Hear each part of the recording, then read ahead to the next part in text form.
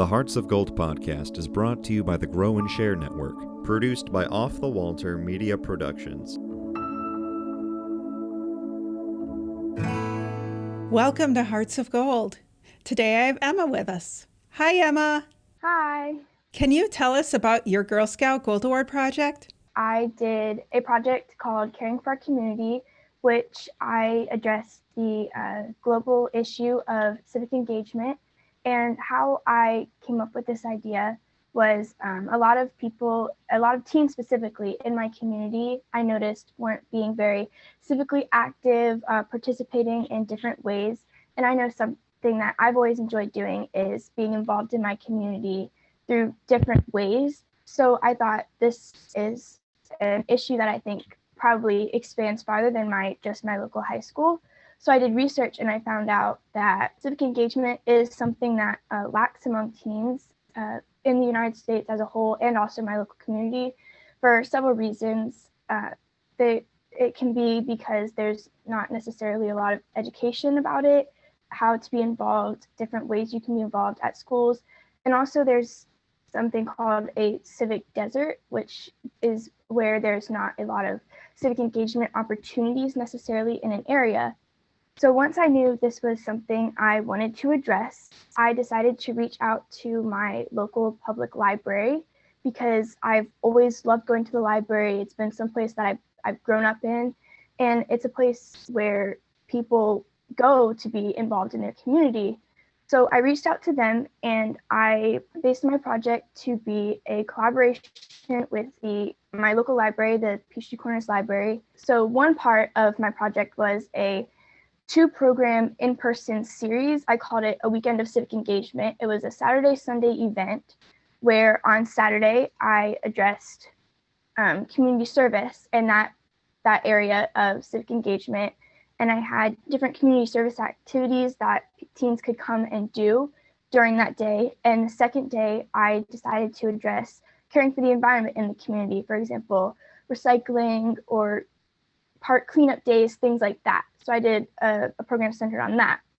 And the second part of my program was actually a digital video series. I titled it Civic Engagement for Teens. And it was a 3-video series that I posted to YouTube. And it focused on 3 different sections of civic engagement. One was community service, one was the environment, just like the in-person programs. And then I actually did a 3rd video in this series, and it was how to participate in the local government, different ways you can be involved. And I actually interviewed 2 different government officials. I interviewed the mayor and also a school board representative to be in that video. And all of these centered around how can teens be involved in the community, seeing how simple it can be, different ways to get involved, and also to motivate them to be involved because it is something that necessarily teens might not know how to do, or they might not know how to look for different opportunities. So this was my way of trying to get more civic engagement among the younger ages in my community. What kind of feedback did you get from your event? So each of my in-person programs were very well attended. I had about 30 people each day come by to the local library. They were all very interested in the different community service projects on Saturday and doing the recycled art project on Sunday to see different ways of civic engagement and community service that they can do. And they all gave great feedback. They said it was very helpful and informative for them to find new ways to get involved. And also they found out that civic engagement, it doesn't have to be something serious. You can also have fun doing it. And my video series also had great feedback. I don't know the exact number, but I know I had over 50 views on all 3 videos combined when I last checked, which is a great number of views on something so, I guess, educational of a video. What was your biggest challenge during your project and how did you overcome it? Definitely the time in which I was completing my project. I did my project this past summer, June through July, August-ish of 2021. And when I first started my the planning stage for my project, it was in the height of COVID. So in-person stuff wasn't really necessarily a possibility. So originally, I actually didn't even have an in-person component to it, which I was a little disappointed in, because I knew doing something in person is really a great hands-on way for people to get involved and learn. So it was really challenging to, at first, try to come up with ways that I could still, make an impact and be helpful and spread the message, while also doing it in a safer platform because of what was happening. However, when I did my project, I actually did the in-person parts in August of 2021. And by that point, the library started allowing in-person events to happen. So at that point, then I was able to transition into adding on the two-part in-person programs to do a more hands-on part of my project. Do you have a favorite memory from your project? The environmental craft day, I think that was my favorite day, because during that day, it was just such an interesting craft. We made wind chimes out of old recycled cans and bottle caps from soda cans and stuff, those little bottle caps. And we made wind chimes out of them. And just all the people that came to that event, and also the community service event too, but who came to that event, they were all very excited to do the project, and everyone was having fun. And I just think that it ended up being really successful of an event. And I think that was my favorite part, was just seeing that everyone's enjoying my event, it's successful, and I know I'm making an impact in doing so. Who was on your Gold Award team, and how did they assist? My Gold Award coach, who is someone that my Girl Scout Council assigns to me to help me with the more behind the scenes work, like the proposals, the final reports, getting stuff approved through Girl Scout Council. And then another huge part of my team was the librarians at the public library, because I had to do a program outline and get that approved by the Gwinnett County Public Library system. And so I got that approved, and the librarians also helped me with setting up for the events, advertising for the events. There's a teen advisory council at my library, which I'm also a part of, and we help plan events and stuff. So they were part of my team, as well as the librarians, in running the event, helping to be volunteers, to lead people, tell people what the projects were, things like that. And then my Girl Scout troop, I had a lot of girls in my Girl Scout troop that wanted to help in the different stages, and my Girl Scout leaders were also very helpful on my team. While going through the process, what did you learn about the Gold Award process itself that you didn't know beforehand that could be helpful to somebody else going through that process?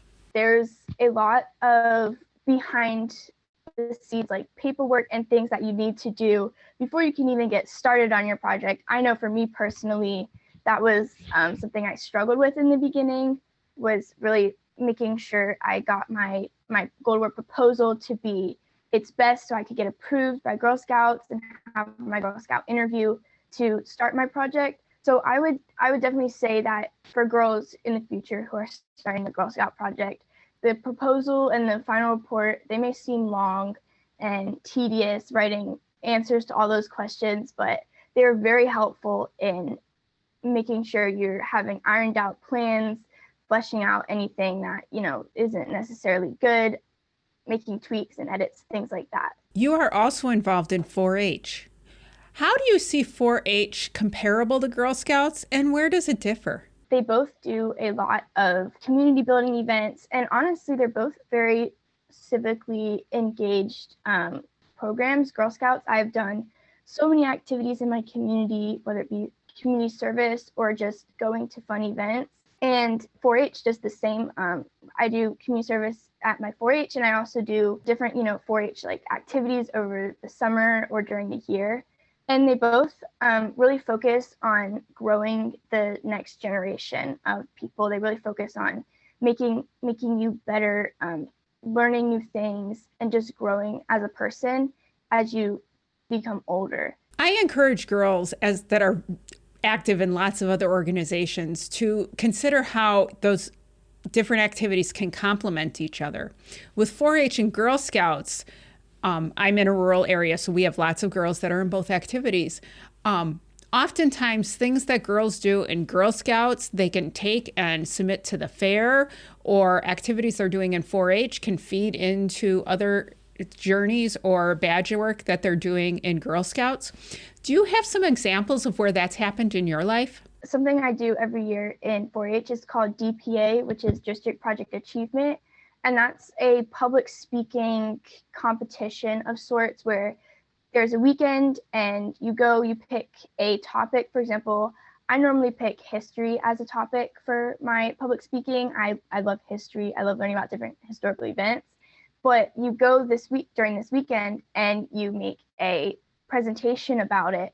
And so that's really helped my public speaking skills. And that really helped me in Girl Scouts, and specifically my Girl Scout Gold Award, in talking to people about my event, sharing the message that I want to get across. In addition to 4-H, you are an athlete and involved in lots of other different organizations. Can you tell us about some of those activities, and how do you balance all of them together? Definitely the activity that I do most outside of school is swim team. I do competitive clubs USA Swim during the whole year. And so that takes up a lot of my time during the week. I swim like 12 hours a week-ish during the regular season. So that takes up a lot of my time. But then I also tried to find time to do other activities. For example, I volunteer at the library. I help shelf books or read to younger kids, or do other programming, things like that. And Girl Scouts is also something else that takes up my time that I try to spend time for. And in finding balance, I just make sure that I plan ahead. I love a good planner. I love to plan out everything that I do. So that really helps me in balancing, writing things down, seeing what I have when, and so I can best plan to fit in different events or activities that I want to do with the other things that I'm also doing. Another exciting opportunity that you had is that you were the U.S. ambassador to Ecuador. Can you tell us about that experience? During the summer of 2020, I was selected to be a United States youth ambassador to Ecuador as part of a program run through the State Department. So originally, I was supposed to go to Ecuador and have a 3-week programming there. However, because it was in 2020, it ended up being a 6-week virtual event over the summer. And I had an Ecuadorian host family that I got to meet with. The 6-week program really focused on multiculturalism and community. And after that event, after the 6-week programming, we did a CBI, which is a community-based initiative. And I focused on food insecurity in my local community and did a 4th of July food drive in which I collected canned goods through different areas in the community. And then I donated them to different food banks and co-ops in my local area.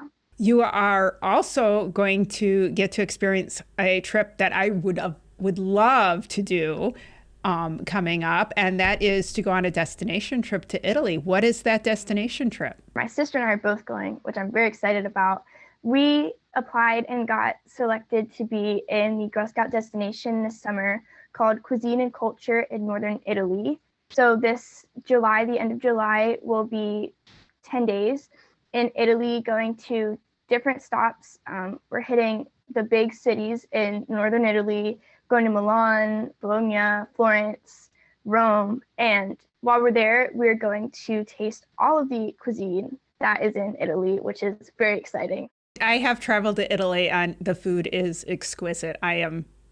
You guys are going to have an amazing time. What other Girl Scout experiences have you had that you'd like to share? Father-daughter camping. I do that. It's an annual event, and we go to a camp in the mountains. It's called Camp Misty Mountain, and it's a Mountain Jubilee weekend. And my dad and my sister and I, we've gone for 11 years, possibly, something around there. We go every year. It's a great weekend. We do lots of fun activities. And within my council and my county and my service unit, something every year is the Bake Off. And I love baking, so the bake-off is one of my favorite activities to do. I have won a few bake-offs in my time doing them, and so that's a fun activity. And definitely World Thinking Day. We actually just had World Thinking Day this past weekend, and my troop did a presentation on a country. And basically World Thinking Day, if you don't know, is where it's a day where different troops set up present posters and boards about different countries. For example, my troop this year did Georgia, the country, and you set up a board about presentation, you know, the history, culture, food, geography, stuff like that, and food for the table. And you get to go around and look at all the other presentations of other Girl Scout troops, taste their food. And then another part that I like is the swaps. So you make a little swap, which is just like a souvenir, I guess, from each country. And you can put it on a lanyard, and you can see all the different countries you visited throughout the day. What was an interesting fact that you found out about Georgia while preparing for Thinking Day? The clothing that they wear and their traditional dress, I thought it was very pretty, and the different cultural aspects of it I thought were very interesting. And also I learned about their most popular snack, which they call the Georgian Snickers. However, it is not like a American Snickers. It's not a candy bar. It's a little different than that, but I thought that was interesting that they call it the Georgian Snickers. For the other countries that were present, what was the most interesting thing that you got from the other countries? Going back to Italy, Italy was one of the posters there. And I thought it was just very interesting to learn about the country that I'm going to be going to this summer. So I learned more information about some little food things that I can expect to do, and just more information about the culture, sightseeing spots to look at while we're in different cities and things like that. What plans do you have for your future? I know that I want to do something international related, or languages related. So I want to do something in international affairs or learning different languages. How do you make your s'mores? I like to make my s'mores a very classic way. I like to have my marshmallow very golden brown, not burnt. I do not light my marshmallows on fire, unlike some people. I do not like them like that, but a nice golden brown. Sometimes I like to add chocolate, but most of the time I just like a marshmallow and graham crackers. Well, thanks for joining us today. Thank you for having me. Make sure to click follow or subscribe so you always know when new episodes are released. And don't forget to power your passion and conquer your challenges. The Hearts of Gold podcast is brought to you by the Grow and Share Network, produced by Off the Walter Media Productions. Thank you for listening and spreading the word on what we do. If you want to share your story of how you earned your Gold Award, reach out and send an email to growandsshare@outlook.com. Be sure to listen to the newest episodes on your favorite podcast app, as well as view the full video episodes on youtube.com/Cheryl M. Robinson. That's youtube.com/Cheryl, the letter M, Robinson. Take care, and we'll see you next time.